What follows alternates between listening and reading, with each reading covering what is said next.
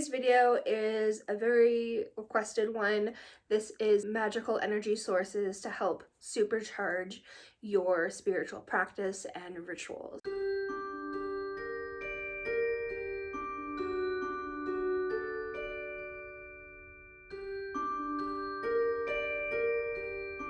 Hey everyone, welcome back to the channel. My name is Rhiannon. If you're new here, make sure you hit the subscribe button as well as the bell notification so you don't miss out when I post.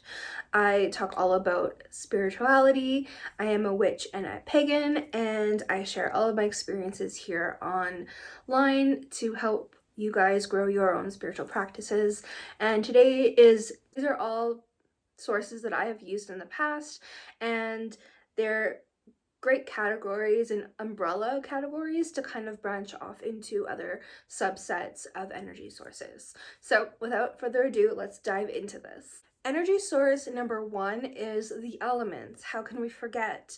We have earth, air, fire, water, spirit, and I use electricity. There are so many sources within that one subcategory that can really power your spells and help give your spell an energetic flavor that's a little different than just purely using your own energy or just the earth's energy. For example, if you use the earth energy, it's really tied to finances and the physical realm and grounding energy. It's also a very purifying energy compared to maybe the air element. Air element is more it's cleansing in a way that's taking something away from you, you know? It's also flighty and constantly moving and shifting. So if you want to change things up and keep things fresh and flowing, the air element might be the best one for you to choose. Now, fire, if you were to use fire, is an excellent element to help heat things up, of course. It is great to help supercharge something or to light a fire under someone's ass to get them to do something for you, or to do something for themselves. It's a great element for passion. So if you have a passion project and you'd like to charge that with some type of energy and use that to power your spell, the fire element would be perfect for that. And of course we have water. So water is very cleansing and purifying, but it's also cleansing and purifying in a healing way. I find water to be very calming and relaxing, and I love to have it in my space to help keep a grounded, calm energy in my room. Water is very cleansing in a soft and motherly way, in my opinion. It's hard to explain, but it's a lot softer and more calm than, say, using the air element in terms of cleansing energy. And then of course we have electricity. Now this is definitely not one of the most popular elements that are used, but I've always gravitated towards electricity, and it is an element in our atmosphere and it happens, and I always feel very supercharged when I have a storm that is brewing outside. It's my favorite time of season when it's just like raining and thundering and pouring and there's lightning. I just feel there's a certain energy and a magic in the air that I don't really get any other time. I love to use this type of energy to supercharge all of my tools. I supercharge a lot of my base oils so that I can use that throughout the year in other rituals when I want.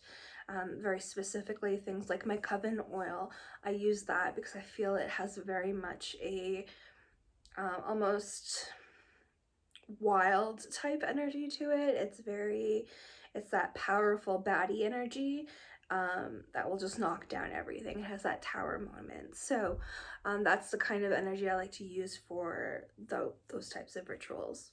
Of course, we have spirit. Now, spirit is something that you would probably work with later on in my list, but of course, working with different energy bodies and different like deities and stuff like that, but that's for later on. Category number two is celestial bodies. Now this can encompass so many different things, anything from the sun and the moon, those are the luminaries, or the 7 traditional planets and their moons, or asteroids and different star systems and galaxies as well. Specifically, I work with the 2 luminaries and the 7 traditional planets at the moment, and I always find that within any energy that I'm looking for, if I don't have an element that I can work with, or I don't feel like using in a spell work, I might grab for an planetary energy and it'll have something that I need. For example, the sun is the exalted, it is the masculine energy, it is the all eyes on me energy. It's very much like I'm a queen and I'm on my throne era kind of spell work for me. And then of course the moon is when I'm working more with my inner self, my shadow work, that kind of thing.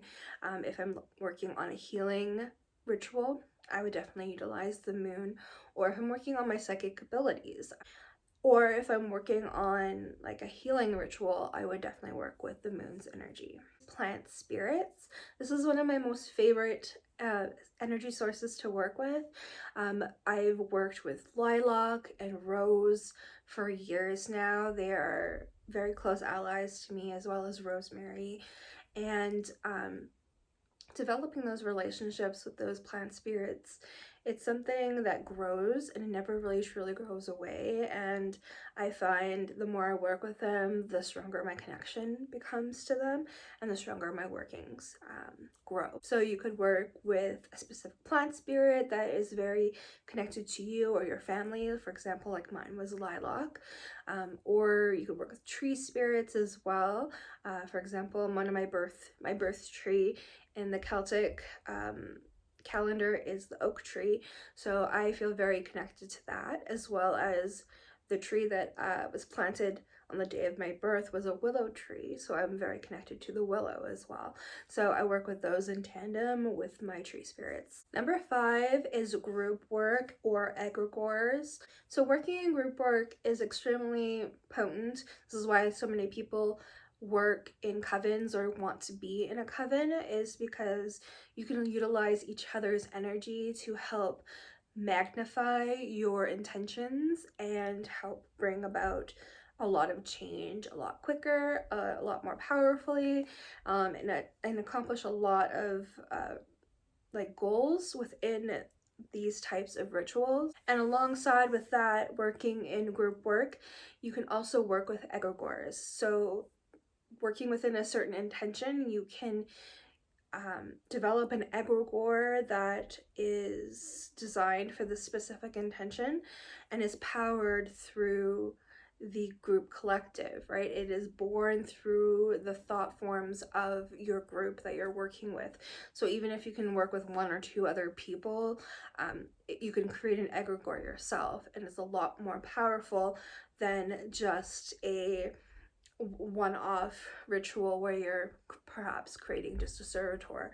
An egregore is more of its own entity in itself, and it grows by the belief and the experience of those who created it. Next, we have pacts with spirits. So this can encompass many things: working with angels or demons. You can work with deities, land spirits, house spirits, the fae, all those types of energies. Some would call it maybe like lower energies or entities, but I don't like to call them that. I think it's disrespectful in my opinion. They would just probably be lesser in terms of they're more like folk-based entities, or a little closer to us than maybe the celestial realm. This is something I've done for years with my deity works, starting off with Aphrodite, growing into Artemis, and now Apollo, and of course going more into Hermes, and now I'm kind of leaning into the saint area, which I never thought I would do, and working with Saint Expedite. So this is a really cool like change for me, as well as I've worked with land spirits before as well. So I'm always working with my spirit of the land near me. I'm always working with land spirits in and around, just for overall protection, like energy reasons. But Also to help protect the land and the animals that are around where I live, because I just really love and connect to that practice, and there's nothing like the spirit of place for me. It's one of my favorite things that I've connected to over the years. Making pacts with entities is definitely serious business and is not something to be taken lightly. So I highly encourage you to really think it out and know exactly what this energy or entity would need and require from you, and what you are capable of delivering on a constant basis for a set period of time minimally. Some entities don't want to be like worked off with, like one off here and there. They are more energies that I like to be dedicated to. So they can be easily offended if you are just like, hey, give me this thing, I'm gonna give you some incense, and then you bugger off for a year, you know, like some want that commitment, you know? We also have energy hubs. Energy hubs are basically events and moments in time where the energy has been heightened. That could be like concerts or you know, like parades or larger events, weddings, or even more negative things. And there's just a lot of built up energy there. And you can really use a lot of that energy by skimming off the top of it, by using some type of vampiric magic to help power that through just taking a little bit off that energy and charging your items with it. For example, I'll be using an energy hub when I go to the Evanescence concert this month, to see Evanescence and Hailstorm live, two of my most favorite bands. I'll be definitely bringing in oil for myself to bring back a little energy to put into mother oil. I will definitely be bringing my ring that I will be charging, to be able to like take some energy off of throughout the year as I need, or to put into a spell working that I would need that energy from. So definitely a fun way of working magic. Then of course we have, very similarly to energy hubs, are vortexes and ley lines. Vortexes, for example, like in Phoenix, Arizona, they have many vortexes throughout Phoenix that are basically just spots of energy that are accumulating. When I was there, it almost felt like a giant ball of energy within this space, and they just happened to be there. I don't know exactly what causes a vortex. I'll definitely have to look into it. But when I was there, I definitely harvested a little bit of energy from that, and it was a beautiful experience. It just felt like this energy portal. It's kind of like swirling. I loved it. And ley lines, of course, these are energy lines that like cross over the universe and the planet, and have different correspondences to them based on, you know, astrology and like what they correspond to. I don't know a lot about ley lines, to be completely honest, so definitely look into that. That's something I'll have to deep dive into. But they are definitely sources for energy. And lastly, we have tethering your energy to your spell work. So this is something I love to do. I love charging my sun oil to the sun, and it constantly keeps it charged and energized. I do the same with my lunar lust oil to the moon, so that my deity oils are always charged and full of energy. I do that with protections as well. So a lot of protections are tethered to some type of planetary body. And it's probably one of my most favorite ways of powering spells. For example, like if you have a lack of energy, you're not able to constantly redo a spell. Because, you know, if you let a spell like sit dormant for a long time, it will dwindle in energy. So you need to constantly be refreshing it and working that energy. So what do you do if you're someone like me who has low energy, and has like low spoons and stuff like that, or just are not able to like create the time to constantly be reworking your spells. I rely on tethering energies to my spell work. So for example, I'll be tethering one of my bad bitch spells to the Evanescence concert. So anytime an Evanescence concert or a Hailstorm concert happens, that spell work is going to be like refreshed, which is amazing because these bands are not like thinking about leaving anytime soon. So that's one way of doing it. I thought it was a really creative, smart idea, if I do say so myself. I also like to tether my energies to like planetary events, solar events, those kind of things. So like if I am having some type of protective thing, I'll always have like the new moon as it comes through refresh my wards automatically, so I'm not always having to go in and physically do it. So the new moon, everything's hidden, no one needs to know what's happening, no one can even see it if they knew about it, the way I set it up. So even though I'm telling you now, you'll forget it, don't worry. But yeah, it'll basically, during the time when my words could be the most weak, it refreshes it automatically, so it's done, and there's never any lack of my words. How do you tether your spell work to different energies?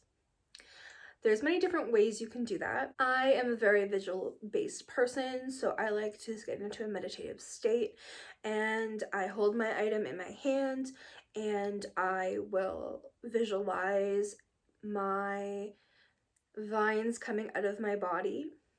These can look like anything.